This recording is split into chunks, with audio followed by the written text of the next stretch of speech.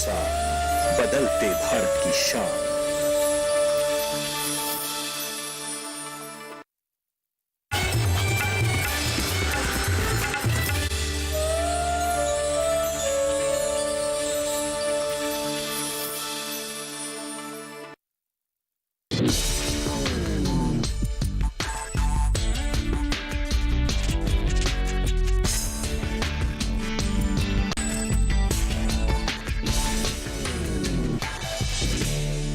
नमस्कार, आप सभी का स्वागत किसान प्रश्न मंच में। मैं हूं मुकुल शर्मा। किसान प्रश्न मंच का कारवा पहुंचा है हरियाणा के फतेहाबाद जिले में और यहां पर गांव है चूहड़पुर, यहां हम पहुंच चुके हैं। और आज के कार्यक्रम की अगर बात की जाए, आज खासतौर से हम बात करेंगे धान की उन्नत खेती को लेकर, कैसे आप अच्छा उत्पादन ले सकते हैं। इस बारे में आपसे कुछ सवाल हम यहाँ पर पूछेंगे और आपके सवाल जो है वो कितने सही हैं, जो जवाब आप हमें दे रहे हैं वो उनके उत्तर कितने हमें सटीक मिलते हैं, इनको परखने के लिए आज हमारे साथ जो हमारे विशेषज्ञों का पैनल है उनसे भी आपका परिचय करा देते हैं। मेरा नाम संदीप कुमार, कृषि विकास अधिकारी Ratia, MSc agronomy Hisar, HIU university से। Myself doctor Ajay Kumar Dhillon, SMS plant protection Tohana, MSc agriculture extension education, HIU Hisar. मेरा नाम doctor Sukhvinder Singh, ADO plant protection Ratia. मैंने MSc प्लांट ब्रीडिंग से करी है, HIU हिसार से। तो मैं चाहूंगा एक बार जोरदार तालियां बजाकर आप स्वागत करें हमारे आज के जो विशेषज्ञ हैं यहाँ पर। और जैसा हमने आपसे कहा, क्योंकि फतेहाबाद की अगर बात की जाए या जिस गांव में हम हैं चूहड़पुर की अगर हम बात करते हैं, तो धान की खेती यहाँ बड़े पैमाने पर की जाती है और ये बेहद ज़रूरी कि जो किसान हैं वो समझ सकें, जान सकें कि कैसे और अच्छा उत्पादन आप ले सकते हैं। और शुरुआत से करते हैं हम, जो हमारा पहला सवाल वो यही, मैं उम्मीद करता हूँ यहाँ पर जो तमाम किसान हैं उनके हाथ मुझे ऊपर उठे हुए नजर आएंगे। धान की रोपाई हम कब तक कर सकते हैं? सवाल पहला मेरा यही, हाथ आप अपना ऊपर उठा सकते हैं। धान की रोपाई हम कब तक कर सकते हैं? हर एक के लिए एक समय होता है और देखिए धीरे धीरे जो हाथ है वो सही समय पर यहाँ उठते नजर भी आ रहे हैं। कोशिश हम करते हैं जिन्होंने हाथ उठाए हैं उनके पास हम चलते हैं, उनसे हम जानने की कोशिश करेंगे क्या जवाब उनके पास है। पहले यहाँ पर जो सज्जन है इनसे हम जान लेते हैं। मैं चाहूंगा अपना नाम आप हमें बता दें। मैं रमेश चौहान जी, गांव मग्गावाली से। जी, कब तक रोपाई हम कर सकते हैं? धान की जो रोपाई है जी वो हमें जून की 15 छठे महीने की जो 15 तारीख है, जून की 15 तारीख से लेके, और जो पछेती वैरायटीज हैं जैसे 1121 है, 1509 है, तो वो हम 15 से 20 जुलाई तक भी इसकी जो रोपाई है वो कर सकते हैं। आप कर चुके हैं यानी रोपाई? जी बिल्कुल। अभी कुछ जो 1509 और 1121 हैं जिनमें मूंग लगा हुआ है मेरे, वो अभी थोड़ा डिले है, 5-7 दिन में उसकी रोपाई कर देंगे। चलिए बिल्कुल बैठ सकते हैं आप। तो देखिए उन्होंने बताया जो एक समय है क्या, लेकिन जो समय इन्होंने बताया है वो वैज्ञानिकों की नजर में बिल्कुल सही समय है नहीं, ये हम यहाँ जानेंगे। एक हाथ यहाँ से उठाया गया था, मैं चाहूंगा आप खड़े हो जाएं। जी, अपना नाम बता दीजिए। मैं मेरा नाम सतवीर है जी, गांव चांदपुरा। जी सतवीर जी, कब तक क्या समय माना जाता है धान की रोपाई के लिए? क्या सही समय आपके अनुसार? 15 जून से 15 जुलाई के बीच में सही माना जाता है। 15 जून से 15 जुलाई के बीच में इसी में जो हमारे किसान भाई रोपाई कर लेते हैं। हाँ जी, हाँ जी। जो थोड़ी पछेती किस्में होती है वो 20-25 तक चलती है जी, जुलाई तक। चलिए बिल्कुल बैठ सकते हैं आप। तो बताया इन्होंने भी, देखिए अपने अनुसार समय, और जो किसान हैं वो जानते हैं कि सही समय पर अगर वो रोपाई कर रहे हैं तो एक अच्छा उत्पादन जो है वो उन्हें मिल सकता है। सही समय पर जो हमारे कृषि कार्य हैं वो उनको करेंगे तो भरपूर उत्पादन मिलेगा, अच्छा मुनाफा इसके जरिए मिल सकता है। बहरहाल 2 जवाब जो हैं वो हमें यहाँ मिल चुके हैं। कुछ और भी यहाँ पर किसान हैं, अनुभवी किसान हैं, इनसे हम जानने की कोशिश करेंगे। मैं चाहूँगा अगर आप खड़े हो जाएं, अपना नाम हमें बता दीजिए।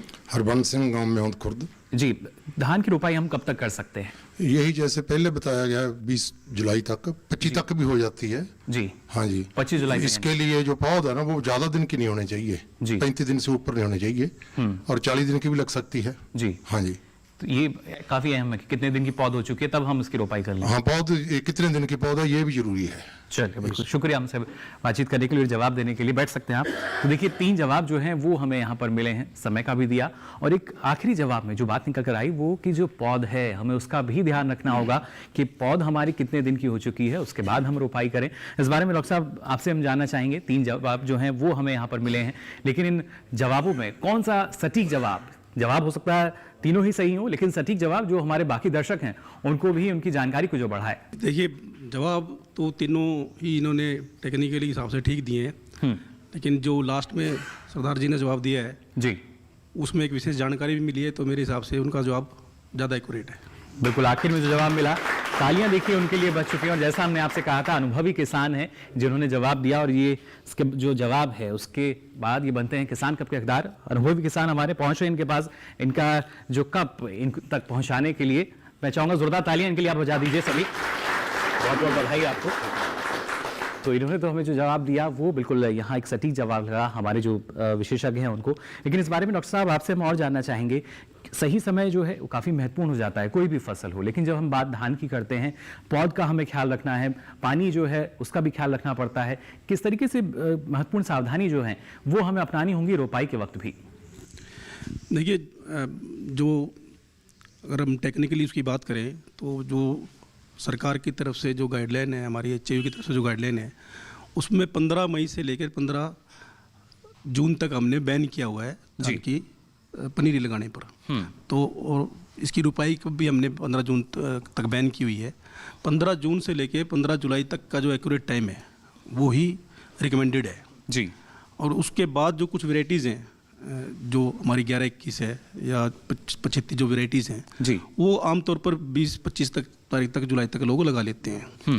लेकिन जो मेन जो ध्यान रखने वाली बात ये है, जैसे सरदार जी ने बताया था कि आपकी पनीरी जो है वो ज़्यादा बड़ी नहीं होनी चाहिए, वो 30 दिन से ज़्यादा की अवधि में नहीं होनी चाहिए। जितनी पनीरी आपकी बढ़ जाएगी, बड़ी उम्र की हो जाएगी, तो फिर उसको रुपाई करने में हमारे को आगे वो चलेगी नहीं, रुपाई करने में उसकी दिक्कत आएगी जी। तो ये जानकारी इन्होंने भी ठीक दी थी। और किसान भाइयों को ध्यान रखने वाली बात यही है कि जब भी आप वैरायटी का चयन करें तो उस हिसाब से चयन कर लें कि ये 30 दिन के बाद आपकी खेत में ट्रांसफ़र हो जाए रुपाई से। तो जहाँ पर आपने पनीरी लगाई है उस खेत से एक्यूरेट 30 दिन की टाइमिंग आमतौर पर किसान क्या करते हैं कि उसको कहीं पर भी लिख के नहीं रखते हैं भी किस किले में हमने कब बिजाई करी थी और आगे कब इसकी ट्रांसफ़र करनी है रुपाई जी। तो वो एक हमारे पास डाटा होना चाहिए कि इस एकड़ की पनीरी हमने यहाँ लगा रखी है और ये 30 दिन बाद आप अपने जो हमने ये आपके कोठे बने हुए हैं, जो आपकी ट्यूबवेल है, उसकी दीवार पे लिख लीजिए कि इस के एकड़ में हमने नरसी तारीख को भेजी है। यानी तारीख का हमें ख्याल रखना होगा। तारीख का ख्याल रखें, वो 30 दिन के अंदर अंदर आपकी ट्रांसफर हो जानी चाहिए। चलिए, बिल्कुल, ये तो बात हुई। देखिए, जो रोपाई के वक्त आपको सावधानी रखनी होगी, लेकिन रोपाई के बाद जो बात आती है उससे पहले भी वो कि हमें खेत में जो पानी है वो कितना रखना चाहिए। अगला सवाल मेरा आप सभी से यही, धान की फसल में जो जलस्तर है, शुरुआत में जब हम रोपाई करते हैं हमें कितना जलस्तर वहां पर बरकरार रखना चाहिए? या पानी की हम बात करते हैं, कहा जाता है कि जो खेत है इसमें इतना पानी हमें खड़े रखना है। कितना पानी होना चाहिए हमारे खेत में जब धान की रोपाई हम करते हैं उसके बाद भी? चलिए, हाथ जो है देखिए वो धीरे धीरे यहाँ अब हमें उठते नजर आ रहे हैं। और इस बार मैं रुख करूंगा सबसे पीछे का, जो पीछे से एक हाथ जो है वो उठता नजर आया है। और बाकी अभी तक जो हमारे और यहाँ पर जो किसान है उनके हाथ नहीं उठे, लेकिन पीछे से एक हाथ उठा है। इनके पास हम चलते हैं, जानने की कोशिश करेंगे क्या जवाब इनके पास। मैं चाहूंगा आप खड़े हो जाएं, अपना नाम हमें बता दीजिए। सुखविंदर सिंह जी। सुखविंदर जी, कितना पानी रखना चाहिए? पानी 3 इंच पानी चाहिए। 3 इंच पानी? 3 इंच पानी कम से कम या ज्यादा से ज्यादा? कम से कम 3 इंच पानी। और ज्यादा से ज्यादा कितना? ज्यादा तो जितना मर्जी डाल दें, कितना भी डाल दें हम? फिर तो खराब हो जाएगा धान जी। 3 इंच पानी से बहुत सही चलेगा जी धान। चलिए, 3 इंच पानी, यानी आपके मानना है कि 3 इंच पानी हमें रखना चाहिए खेत में। चलिए, बिल्कुल बैठ सकते हैं आप। तो इनका मानना था कि 3 इंच पानी जो है वो हमें खेत में रखना चाहिए कम से कम, इनका ये कहना था। एक और किसान यहाँ पर है, इन्होंने भी अपना हाथ उठाया, इनसे भी हम जान लेते हैं। मैं चाहूंगा आप खड़े हो जाएं। जी, नाम बता दीजिए अपना पहले। सतनाम सिंह जी, पिंड शक्करपुरा जी। जी सतनाम जी, कितना पानी रखना चाहिए हम खेत में? जहाँ से जब लगाते हैं जी, जैसे वाटर कंप्यूटर किराया लगा हुआ है वहाँ से तो 1 इंच ही होना चाहिए जरूरी। जिसमें कंप्यूटर किराया नहीं लगाया हुआ उसमें 2 इंच से 5 इंच तक पानी जरूरी है जी। 2 से 5 इंच? हाँ जी। चलिए, तो यहाँ पर जो किसान है इसी प्रक्रिया को अपनाते हैं, यानी इतना पानी रखते हैं? हाँ जी, हाँ जी। जो तो अपनी जमीन के हिसाब से, जैसे ऊंची है या नीमी है, किसी जहाँ पर जब तक जहाँ ऊंची ऊंचाई बीच में होती है जी, उसको जरूर ढकना जरूरी है पानी से। अगर उसको ढकेंगे नहीं तो घास उगेगा या और जो नुकसान और कुछ दिक्कत आ सकती है। दिक्कत आ सकती है। चलिए, बिल्कुल बैठ सकते हैं आप। तो देखिए, जो इनका मानना था, जो इनके पास जानकारी थी वो इन्होंने हमें यहाँ दी। आगे की तरफ चलते हैं, आगे से भी जो हाथ है वो यहाँ खड़े किए गए थे, उनसे हम जानकारी यहाँ पर ले लेते हैं। क्या कुछ जानकारी जो है वो हमारे किसान भाइयों के पास धान की पैदावार की अगर बात की जाए तो काफ़ी अच्छा आंकड़ा जो है वो हमें नज़र आता है। हरियाणा का, फिर चाहे बात पंजाब की करें, ये ऐसे राज्य जहाँ पर बड़े पैमाने पर धान की खेती की जाती है। इधर से भी हाथ जो है वो उठता नजर आया था मुझे। मैं चाहूँगा आप खड़े हो जाएं, अपना नाम हमें बता दीजिए। मनजीत सिंह कासमपुर जी। जी, मनजीत जी, कितना पानी हमें रखना चाहिए शुरुआत? अगर तो उसमें हमने किराया लगाया हुआ है, जैसे ये 0 किराया लगाते हैं जी जी, तो फिर तो उसमें 1.5 से 2.5 इंच तक पानी होना चाहिए जी। नहीं तो अगर ऊंची नीवी पैली है तो उसमें हमने ये देखना है कि नीचे वाली है ज़्यादा ना डूबे और ऊपर वाली भी नंगी ना रहे जी। जी, तो उसको मतलब बराबर लेवल करना है, यानी 2 से 3 इंच तक जी। जी, अगर पानी है तो 2 से 3 इंच हमें देना ही 2 होगा। से 3 इंच तक जी, ज़्यादा देंगे तो वो गल जाएगा जी। बिल्कुल, ये भी समस्या यानी आ सकती। जी। चलिए, शुक्रिया हमसे बातचीत करने के लिए। फिलहाल तो देखिए, ज़्यादा पानी की मात्रा अगर हमने खेत में रखी, पानी खेत में खड़ा रहा, तो हमारी फसल जो पानी उसको फायदा पहुंचाता है वहां पर नुकसान की भी संभावना हो सकती है। ऐसी स्थिति में हमें क्या करना चाहिए? डॉक्टर साहब, जो किसान है हमारे, सारी जानकारी इनके पास है और इस बार थोड़ी सी दुविधा शायद आपके लिए हो रही है। मुस्कुराहट मैं आपके चेहरे पर देख पा रहा हूँ। जो जवाब हमें मिले हैं, इनमें से कौन है हमारे किसान कप का हकदार? ये जवाब तो ऑलमोस्ट ठीक है, किसानों को जानकारी भी है, लेकिन जो मंजीत सिंह जी ने जो बताया है पानी जी, कंप्यूटर का लगा होना चाहिए, वो इनका जवाब ज़्यादा सटीक है। यानी जो आखिर में हमें जवाब मिला वो सटीक जवाब। जोरदार तालियां मंजीत जी के लिए बजा दीजिए। मैं चाहूंगा मंजीत जी आप आ जाएं हमारे पास आगे, क्योंकि आप बन चुके हैं हमारे किसान कप के हकदार। तालियां बंद नहीं होनी चाहिए मंजीत जी के लिए। देखिए, बहुत बहुत बधाई आपको मंजीत जी, बैठ सकते हैं आप अपने स्थान पर। तो ये देखिए, हमारे जो किसान हैं इनका अनुभव ही है जो आगे काम आता है। अन्नदाता हमारे, जिनके आधार पर हम कह सकते हैं आत्मनिर्भर आज हम खाद्यान्न मामले में पूरी तरीके से हो चुके हैं। पहले स्थिति थी आयात हमें करना पड़ता था, लेकिन अब काफ़ी मजबूत स्थिति हमें निर्यात की नजर आती है। फिर चाहे खाद्यान्न में हम धान की बात करें, जो दूसरे गेहूं की भी अगर खास तौर से बात की जाती है। डॉक्टर साहब, जैसा यहाँ जो हमारे किसान थे उन्होंने तो हमें बताया, लेकिन अक्सर देखा जाता है जो पानी की समस्या है वो भी लगातार बनी रहती है। ऐसी स्थिति में कहाँ तक संभव है कि जो कम से कम पानी है हम उसका प्रयोग कर सकें? क्योंकि लगातार कोशिश ये भी की जा रही है कि जो पानी है उसकी बचत हो, साथ ही लागत भी कम हो सके। देखिए, टेक्निकली अगर हम इसकी बात करेंगे तो धान की फसल में जैसी आम लोगों की धारणा है कि इसमें पानी खड़ा रखना चाहिए, तो ये धारणा बिल्कुल गलत है। हम लोग रेगुलर सिंचाई के द्वारा भी धान का उत्पादन ले सकते हैं। ऐसी कोई इसमें ज़रूरी नहीं है कि आप उसमें 5-5 इंच पानी उसमें खड़ा रखना है। जितना ज़्यादा, जैसे आप किसान भाई बता रहे थे, जितना ज़्यादा उसमें पानी हम खड़ा रखेंगे तो उसमें पौधों को, जड़ों को ऑक्सीजन नहीं मिल पाती और वो गलना शुरू हो जाता है उसमें से। जी, जैसे इसमें का पानी हम रिमूव करते रहेंगे, आमतौर पर किसान क्या करते हैं, पानी उसमें लगातार खड़ा रखते हैं। और जैसे गर्मी, ये टेम्परेचर बढ़ेगा तो वो पानी से नीचे गलना शुरू हो जाएगी।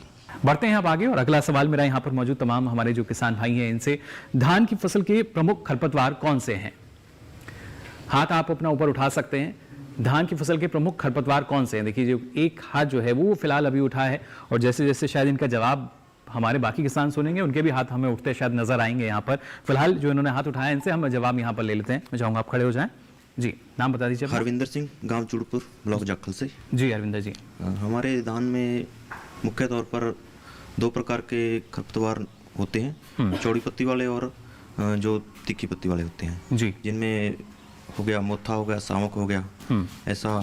और चौड़ी पत्ती में भी काफ़ी जिन क्षेत्रों में नहरी पानी ज़्यादा लगता है तो उसमें काफ़ी, जैसे जो अपने तालाब वगैरह में हो जाते हैं वो खरपतवार उगते हैं, वहाँ ज़्यादा आता है। हाँ, वहाँ आते हैं जी। और ज़्यादा खेतों में सामक वगैरह की और मोथा जो डीला होता है वही ज़्यादा पैदा होता है जी। और ये मुख्य 2 प्रकार के होते हैं, चौड़ी पत्ती और तीखी पत्ती। इसकी रोकथाम कैसे करते हैं आप? इसकी रोकथाम के लिए मुख्य तौर पर हम ज़्यादा क्षेत्रों में तो तीखी पत्ती वाले होते हैं तो पर्टीला क्लोर या बूटा क्लोर ये दवाइयाँ डालते थे, और चौड़ी पत्ती के लिए हमें जो सोडियम साल्ट होता है 2,4-D वो डालते हैं। चलिए, बिल्कुल बैठ सकते हैं आप। तो देखिए, जो प्रमुख खरपतवार हैं वो इन्होंने यहाँ पे बताया, साथ ही इसकी रोकथाम कैसे की जाए।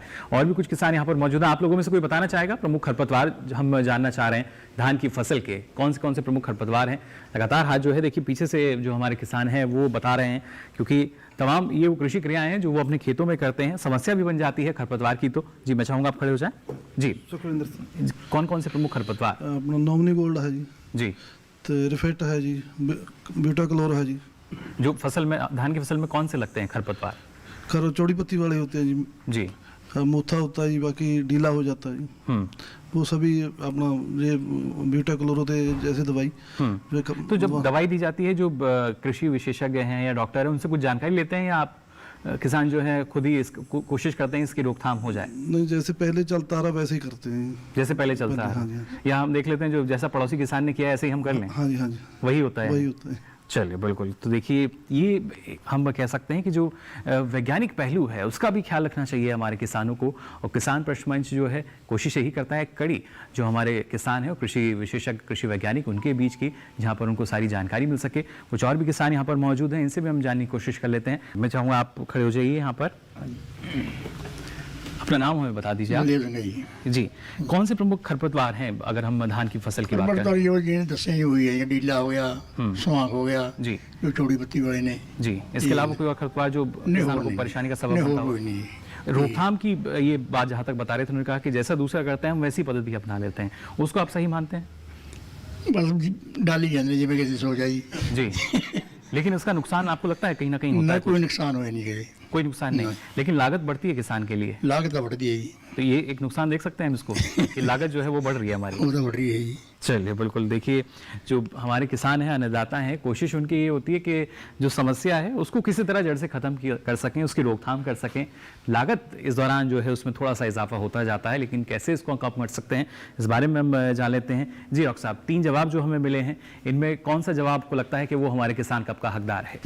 इन सभी ने जवाब सबने किसान भाइयों ने अच्छा दिया, बढ़िया दिया, किंतु जो स्टिक मुझे लगा वो हरविंदर सिंह लाली जी ने जो जवाब दिया है जी, कि 2 ही प्रकार के इसमें खरपतवार होते हैं, नदीन होते हैं, एक चौड़ी पत्ती वाले और एक संकरी वो है जो समाकी जी वो है। और जो चौड़ी पत्ती वालों के लिए जो रह गया था, उसमें चौड़ी पत्ती के लिए आप आलमिक्स नाम की दवाई 8 ग्राम आती है, 8 ग्राम प्रति एकड़ के हिसाब से आप डाल सकते हैं और अच्छा कंट्रोल है। दूसरा नोमनी गोल्ड का एक सुखविंदर सिंह ने बताया फार्मर्स ने, वो भी है, उसका इस्तेमाल आप 15 दिन 25 दिन की जब हो जाए तुरंत उस समय आप दे सकते हो, और 100 ml उसकी डोज है प्रति एकड़। आपने 200 लीटर पानी के अंदर आप मिला के इसके अंदर इसमें जी इस्तेमाल करो। इस सवाल पे देखिए दोबारा आपके पास में लौट कर आऊंगा। बहरहाल जिन किसानों ने हमें जवाब दिए थे उनकी नजरें किसान कब पर भी हैं। हरविंदर जी, आपने बताया जो हमें यानी पहले जो जवाब मिला वो सही जवाब यानी? हाँ बिल्कुल, हाँ। चलिए जोरदार तालियां बजा दीजिए इनके लिए, क्योंकि इनका जो जवाब है ये एक सटीक जवाब हमारे विशेषज्ञों की नज़र में, और आप बन जाते हैं किसान कब के हकदार। बहुत बहुत बधाई आपको। जी बैठ सकते हैं आप। तो यहाँ आपसे हम जानना चाहेंगे डॉक्टर साहब, जैसा जो किसान है, एक धारणा ये बन चुकी है कि जितना जो लागत है वो भले ही बढ़ रही हो, लेकिन अगर जितना हमारे पड़ोस के खेत में अगर इसकी रोकथाम के लिए डाला है, हम उससे ज़्यादा डालें जिससे वो समस्या हमारे खेत में ना आए।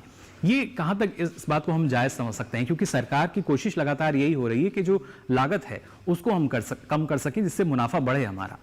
देखिए आपकी बात बिल्कुल ठीक है। किसानों की आम धारणा, जैसे वो कह रहे थे चले आ रहा है वैसे ही चले जा रहे हैं जी।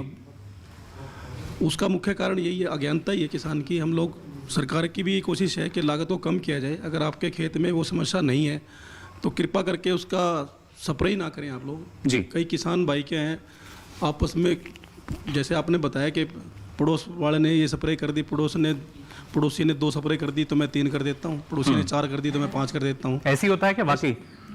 पड़ोस के खेत में अगर 3 हुए तो हम 4 कर दें? पहले जरूर होता था, देखिए थोड़ी सहमति में जो गर्दन है वो जरूर हिलती नजर आई है। आप जैसे अब वो कह रहे हैं, अभी देखिए हम सबकी जेब में मोबाइल हैं, सबके पास कॉन्टैक्ट विशेषज्ञ के आपके जो विभाग में जो कार्यरत हैं यहाँ, उनके नंबर आपके पास हैं। आप कोई भी स्प्रे करने से पहले एक फ़ोन कर लीजिए। फ़ोन करके आप अपने जो भी यहाँ पर विभाग में आपके लोग लगे हुए हैं, कार्यरत हैं, आप उनसे पूछ लीजिए कि सर इसमें हमें कौन सी दवाई करनी है नहीं करनी है जी। आमतौर पर धान में लोग क्या करते हैं, 3 दिन के बाद उसमें डालनी शुरू कर देते हैं। कलोर डाल दी, रिफिट डाल दी, रीजेंट डाल दी, मतलब वो पूरा पैकेज एक किट बनी हुई है कि आपके खेत में वो कीड़ा आया है या नहीं आया है, खरपतवार आए हैं या नहीं आए हैं, उन्होंने वो उसको वो डालनी है।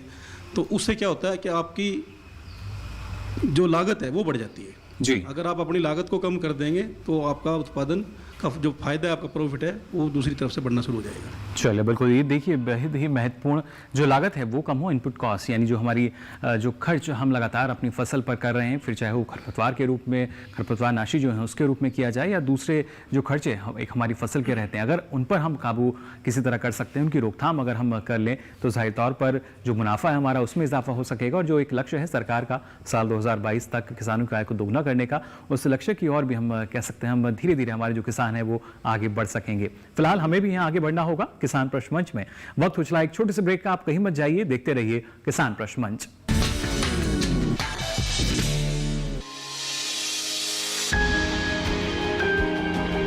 सहेजें कण कण को, सुंदर दे रूप रंग आकार, स्वस्थ जीवन रहे जमी पर, इंद्रधनुष हो साकार। देखिए प्रकृति की ओर, गुरुवार सुबह 9:30 पर।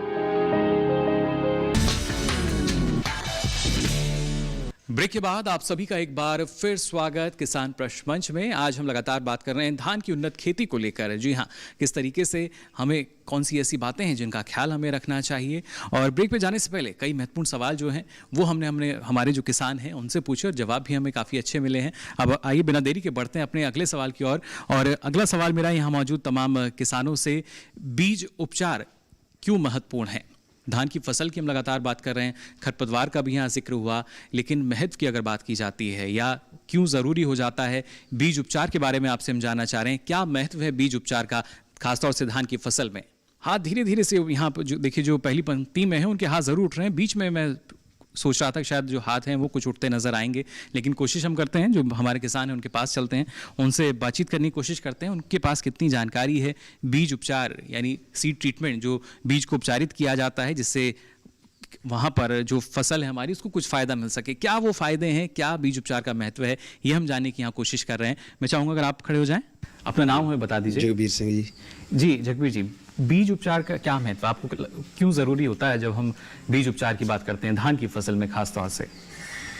देखो ये अपना धान जो फसल है जी उन्हें साफ सुथरा करके बढ़िया दवाई ला के उसी वो करो जी, फसल ਨਾਲ ਪੌਂਦ ਬੀਜਦੇ ਜਦੋਂ ਵਧੀਆ पैदावार होती है ਜਿਹਦੇ ਨਾਲ पैदावार अच्छी होती है इससे। हाँ जी अच्छी होती है अगर बीज उपचारित हम करते हैं। हाँ जी। और क्या फ़ायदा आपको लगता है इससे हो सकता है हमें। वो तो वैसे इतनी जानकारी नहीं घट्टो करते। चलिए हाँ जी, बैठ सकते हैं आप, बहुत अच्छी बात है। देखिए इन्होंने जो इनके पास जानकारी थी वो तो हमें दी, साथ ही कहा कि और जो जानकारी है वो हमें नहीं है, तो हम कोशिश करेंगे जो हमारे विशेषज्ञ हैं इस जानकारी को ज़रूर आगे बढ़ाएं, उनको हमारे जो किसान हैं उनको यहाँ बताएं। फिलहाल आगे जो है एक हाथ उठता हमें नज़र आ रहा है, इनके पास चलते हैं, इनसे जानने की हम कोशिश कर लेते हैं। बीज उपचार की हम बात कर रहे हैं, कितना महत्वपूर्ण है, क्या महत्व बीज उपचार का। मैं चाहूँगा आप खड़े हो जाएँ, तो नाम हमें बता दीजिए। मेरा नाम सुखविंदर सिधानी है जी।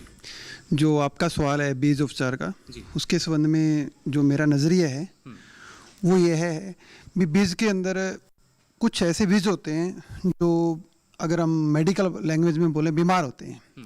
उपचार का मतलब होता है भी वो बीमार बीज का इलाज किया जाए। तो उसके लिए दो तरह के तरीके होते हैं। एक तो जो केमिकल तरीका है, केमिकल में कुछ मेडिसिन आती हैं, उससे उसको लगाया जाता है भी ताकि जब वो उगे उसको बीमारी ना लगे। उपचार का यही मतलब होता है। तो एक जो तरीका हमने अपनाया था वो एक घर पे जो चीज़ें होती हैं, गोबर हो गया, उसको एक पानी में घोल बना लो, तो उसको मिला के हमने उसकी रुपाई की थी, उसका बहुत अच्छा रिजल्ट आया था। और इससे हाँ जैविक तरीका, इससे लागत भी नहीं बढ़ती है और रिजल्ट भी अच्छा आता है। चलिए बिल्कुल, बहुत अच्छी बात। देखिए जो लागत है वो आपकी नहीं बढ़ेगी, परिणाम जो है वो काफ़ी अच्छे रहेंगे। तो दो जवाब जो है हमें यहाँ पर मिले हैं। एक और हाथ जो है उठता नज़र आ रहा है, कोशिश वो लगातार कर रहे हैं कि जो उनका जवाब है वो भी किसी तरह हमारे विशेषज्ञ तक पहुँचे और वो भी किसान कप के हकदार बन सकें। इस बार क्या जवाब आता है उनके पास से और क्या ये किसान कप के हकदार बन पाएंगे नहीं, आइए जान लेते हैं। जी क्या बताना चाहेंगे, बीज उपचार क्यों महत्वपूर्ण है। मेरा नाम सुखविंदर सिंह है जी। बीज उपचार से एक तो झाड़ ज़्यादा मिलेगा जी, जो माड़ा बीज होगा वो निकल जाएगा जी। तो जितना बीज उपचार करके बीजेंगे हमको मुनाफा होगा। किस तरीके से जो मुनाफा बढ़ जाता है अगर हम बीज उपचारित कर लेते हैं? जो माड़ा बीज वो निकल जाता है जी, तो जो अच्छा बीज होता है रह जाता है जी। तो अपना मतलब बीज साफ करके बीजेंगे झाड़ सानू मुनाफा ज़्यादा ही मिलूगा जी, फसल चंगी होगी। हाँ जी, फसल जेडे माड़े बीज सारे निकल जाते हैं, चंगे चंगे बीज रह जाते हैं सारे। चलिए कुछ और बताना चाहेंगे, किसी तरह की रोग बीमारी से भी कुछ बचते हैं? बीमारी से भी रहत होता है जी, अच्छा बीज होगा तो बीमारी से भी रहत होगा। अच्छा बीज होगा बीमारी से बचा रहेगा। चलिए बिल्कुल बैठ सकते हैं आप। देखिए सुखविंदर जी जो हैं लगातार हमारे सवालों के जवाब दे रहे हैं और आमतौर पर जब हम कह सकते हैं जो किसान है वो जवाब देते हैं, जो पीछे किसान होते हैं उम्मीद ये की जाती है शायद पीछे से हाथ नहीं उठेगा, लेकिन हर सवाल पर हम कह सकते हैं डॉक्टर साहब यहाँ भी पीछे से लगातार जो हाथ है वो उठाया गया। फिलहाल जो सवाल हमने पूछा कि बीज उपचार का जो क्या महत्व है किसानों की अगर बात की जाए, जो उनका नज़रिया है उसको परखने की अगर हम आपसे बात करते हैं, कितना सही जानकारी यहाँ पर बीज उपचार के बारे में किसानों को? देखिए जो लास्ट में किसान सरदार जी ने जवाब दिया है, मेरे नज़रिए से उनका जवाब सरल भाषा में काफ़ी सटीक है। जो आखिर में हमें जवाब मिला है। चलिए जोरदार तालियां बजा दीजिए सुखविंदर जी के लिए। मैं चाहूंगा सुखविंदर जी आप आ जाएं हमारे पास आगे। सुखविंदर जी सोच में है कि वाकई इस बार जो मेरा जवाब है वो किसान कप का हकदार बन चुका है या नहीं। जोरदार तालियां इनके लिए बजा दीजिए आप सभी। बहुत बहुत बधाई आपको सुखविंदर जी। चलिए बैठ सकते हैं आप अपने स्थान पर जाकर। यहाँ डॉक्टर साहब आपसे हम जानना चाहेंगे, क्योंकि किसान का एक अलग नजरिया है, हर एक किसान का बीज उपचार को लेकर, लेकिन अगर हम वैज्ञानिक पहलू पर गौर करें, कितना महत्वपूर्ण है और क्या महत्व बीज उपचार का हर एक फसल के लिए और खासतौर से धान के लिए भी? देखिए, जैसे सुखविंदर जी ने बताया था कि माड़ा बीज इसमें से निकल जाता है। जैसे आप बता रहे थे कि हमने गोबर से इसका उपचार किया है, जैविक उपचार किया है। बीमार बीज को हम खेत के अंदर नहीं जाने देते हैं, बीमार बीज को खेत से बाहर रखते हैं। जो स्वस्थ बीज है उसमें दवाई लगा के उसको ट्रांसप्लांटिंग कराते हैं, ताकि उसमें आगे आने वाले समय में बीमारियां ना लगे। बीज उपचार का महत्व इसलिए है कि जो भी बीज जनित बीमारियां हैं, जो जड़ों से बीमारियां चलती हैं, वो जब फसल पकने पर आएगी तो वो बीमारियों की रोकथाम हमारे बीज उपचार से ही हो जाती है। तो हमें अपने खेत में स्वस्थ बीज को लेके जाना है, और उसमें बीज उपचार करने के बाद जब हम उसको प्यूरिफाई कराएंगे तो काफ़ी सारी बीमारियां हैं जो हमारे खेत में आएंगी नहीं, क्योंकि एक बार खेत में बीमारी आ गई तो उसको काबू करना काफ़ी मुश्किल हो जाता है। रही बात बीज उपचार की, तो बहुत सरल सा बीज उपचार है। 1 किलो नमक और 10 लीटर पानी, 1 किलो नमक और 10 लीटर पानी का घोल बना लीजिए। उस घोल में 2-3 किलो बीज, जितना भी आपने अपने खेत के लिए बीज चुना है, 2-3 किलो बीज उस नमक के घोल में आप घुमाइए, एक जोरदार छड़ी से तेज घुमा दीजिए, और जो बीज ऊपर आ गया है वो बीज बीमार है, उस बीज को हमने खेत में नहीं ले जाने देना है। उस बीज को आपने एक खड्डा दबा के उसको वहीं पर दबा देना है। उस बीज का घोल भी आपने खेत में नहीं जाने देना है। आमतौर पर जैसे आपने अपने ट्यूबवेल पे बीज उपचार किया और वो पानी जो है उस आपके नाले में ही डाल दिया, तो वो बीज, जो बीमार बीज है, वो खेत में पहुंच जाएगा, और वो ही बीमारियों का कारण आगे जाके बनते हैं। तो 10 लीटर पानी में 1 किलो नमक डालने के बाद जो हम बीज उपचार करेंगे, इसको फिर आपने 5-6 बार साफ पानी से धो लेना है। उस धुले हुए बीज में आपने 1 ग्राम कार्बेंडिजम या फिर 2.5 ग्राम पोसामाइसिन के नाम से एक दवाई आती है, उससे उपचार करके 24 से 36 घंटे तक भिगो कर रखना है जी। तो ये जो बीज उपचार है, इसके बाद जो आपका जब अंकुरण इसमें फुटाव हो जाएगा, उसके बाद आपने ट्रांसप्लांटिंग करनी है, उसके बाद उसको नर्सरी में लेके जाना है जी। इससे भी बीमारी को बचाव होगा। चलिए बिल्कुल, इससे भी देखिए जो बीमारी है उसका बचाव होता है। इस बारे में लगातार हमारे जो देखिए जो विशेषज्ञ हैं वो आपको जानकारी दे रहे हैं। अगला सवाल मेरा इसी से लगभग कुछ संबंधित है। धान की फसल में लगने वाले प्रमुख रोग या बीमारी की हम बात करते हैं तो कौन सी प्रमुख बीमारियां और कौन से कीट इस फसल में लगते हैं? हाथ आप अपना ऊपर उठा सकते हैं, क्योंकि एक समस्या किसानों के लिए बन जाती है कि कौन सा रोग जो है वो लग जाता है। बीमारियां कई तरह की आ जाती हैं, कीट कई तरह के लग जाते हैं। आप में से कौन जवाब देना चाहेगा इस सवाल का?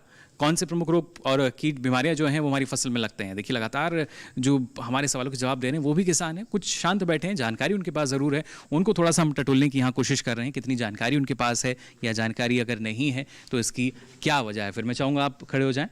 प्रगट सिंह चूड़पुर जी, धान की फसल में आपको पता है कौन से बीमारी या? हाँ, 2-3 आती हैं जी, पंजाबी में कह देते हैं, पत्ता लपेट कह देते हैं जी। नहीं, हिंदी में पत्ता लपेटी है। हाँ जी, पंजाबी चलती है जी। ऐसी 2-3 आती हैं बीमारियाँ जी। ऐसी एक बीमारी आपने बताई है बस अभी तक, ऐसी 2-3 और कौन सी हैं? कुछ नाम सुने होंगे जिनके? हाँ जी, पत्ता लपेट हो गया जी, और याद जरूर आ रहा होगा, आपके जहन में जरूर चल रहा होगा, लेकिन नाम याद नहीं आ पा रहा होगा शायद। हाँ जी। चलिए बिल्कुल, एक फिलहाल इन्होंने ज़रूर हमें बताया।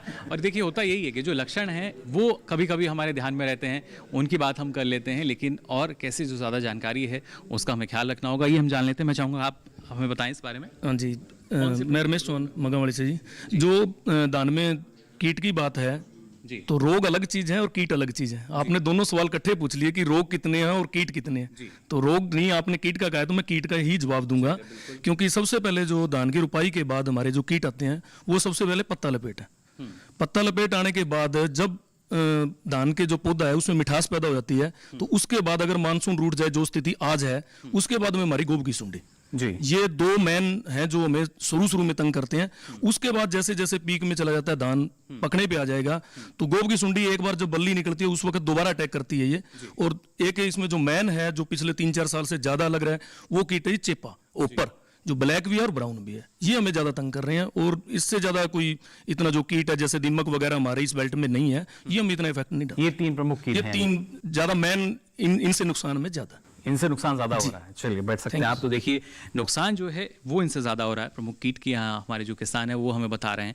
हालांकि बीमारी के बारे में भी हम जानना चाह रहे थे। कई तरह के रोग और बीमारी हैं, उनसे भी हमारी जो फसल है वो प्रभावित होती है, उत्पादन हमारा प्रभावित होता है। लेकिन कीटों की भी अगर बात की जाए, किस तरीके से कीट नियंत्रण हम कर सकते हैं, ये नहीं कि सिर्फ जो कीटनाशी है उसका इस्तेमाल कर दिया जाए, लेकिन और भी जानकारी होना बेहद ज़रूरी। आप में से कोई बताना चाहेगा हमें?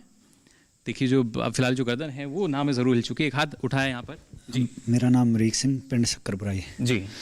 जैसे उन्हें गोब का जी आता है, ब्लास्ट भी आ जाता है, काफ़ी रोग आते हैं जी।